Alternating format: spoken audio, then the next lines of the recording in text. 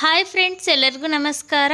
Friends, ಈಗ egg masala omelette ಯಾವ ಥರ ಮಾಡೋದಂತ ನೋಡೋಣ ಬನ್ನಿ. ಅದಕ್ಕಿಂತ ಮುಂಚೆ ನೀವು ನನ್ನ ಚಾನಲ್ನ ಸಬ್ಸ್ಕ್ರೈಬ್ ಮಾಡ್ಕೊಂಡಿಲ್ಲ ಅಂದರೆ ಈಗಲೇ ಸಬ್ಸ್ಕ್ರೈಬ್ ಮಾಡ್ಕೊಳ್ಳಿ. ನಾನು ಅಪ್ಲೋಡ್ ಮಾಡುವ ಎಲ್ಲ ವೀಡಿಯೋಗಳು ನಿಮಗೆ ನೋಟಿಫಿಕೇಷನ್ ಮೂಲಕ ಬರುತ್ತೆ. ಮೊಟ್ಟೆ ತಗೋಬೇಕು. ನಂತರ ಇದಕ್ಕೆ ಈರುಳ್ಳಿ, ಕೊತ್ತಂಬರಿ, ಕರಿಬೇವನ್ನು ಕಟ್ ಮಾಡಿ ಇಟ್ಕೋಬೇಕು. ಮೊಟ್ಟೆನ ಈ ಥರ ಒಡೆದು ಒಂದು ಬೌಲಲ್ಲಿ ಹಾಕ್ಕೋಬೇಕು. ನಾನು 2 ಮೊಟ್ಟೆನ ಈ ಥರ ಒಡೆದು ಬೌಲಲ್ಲಿ ಹಾಕ್ಕೊಂಡಿದ್ದೀನಿ. ನಂತರ ಇದನ್ನು ಚೆನ್ನಾಗಿ ಮಿಕ್ಸ್ ಮಾಡ್ಕೋಬೇಕು.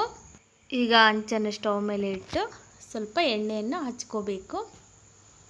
ಈ ಥರ ಎಲ್ಲ ಹಚ್ಕೊಂಡು ನಂತರ ಇದಕ್ಕೆ ರುಚಿಗೆ ತಕ್ಕಷ್ಟು ಉಪ್ಪು, ರುಚಿಗೆ ತಕ್ಕಷ್ಟು ಖಾರದ ಪುಡಿ ಮತ್ತು ಗರಂ ಮಸಾಲ ಪುಡಿ, ಸ್ವಲ್ಪ ಚಿಕನ್ ಮಸಾಲ ಪುಡಿ ಹಾಕ್ಕೋಬೇಕು. ಹಾಗೆ ಕಟ್ ಮಾಡಿರ್ತಕ್ಕಂಥ ಈರುಳ್ಳಿ, ಸ್ವಲ್ಪ ಕರಿಬೇವು, ಕೊತ್ತಂಬರಿ ಸೊಪ್ಪನ್ನು ಹಾಕ್ಕೊಂಡು ಚೆನ್ನಾಗಿ ಕಲಿಸ್ಕೋಬೇಕು. ಈಗ ಇದನ್ನು ಹಂಚಿನ ಮೇಲೆ ಹಾಕ್ಕೋಬೇಕು. ಹಾಕ್ಕೊಂಡು ಸ್ವಲ್ಪ ಈ ಥರ ಸ್ಪ್ರೆಡ್ ಮಾಡ್ಕೋಬೇಕು. ನೋಡಿ, ರೌಂಡ್ ಶೇಪ್ ಬಂದಿದೆ. ಈಗ ಆಮ್ಲೆಟ್ ಇದೆಯಲ್ಲ, ಸೈಡ್ ಹಂಚಿಗೆ ಸ್ವಲ್ಪ ಎಣ್ಣೆ ಹಚ್ಕೋಬೇಕು. ನಂತರ ಇದನ್ನು ನಾವು ಚೌಟಿಂದ ತಿರುಗಿಸಿ ಹಾಕ್ಕೋಬೇಕು.